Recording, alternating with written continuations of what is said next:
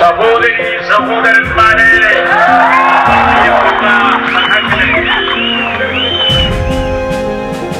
പോലീസിന് ഇതേപോലെ ചെറുപ്പക്കാരെ തല്ലാൻ ആരാണ് നിർദ്ദേശം നൽകിയത്? അടിക്കുന്ന വടി പിടിച്ചുകൊണ്ടിരിക്കുന്നവന്റെയും മക്കൾക്ക് ഈ ആനുകൂല്യം കിട്ടുമ്പോൾ തൊട്ടി നുണയേണ്ടവനാണ് ഈ അടിക്കുന്നവനെന്ന് അടിക്കുന്നവർ.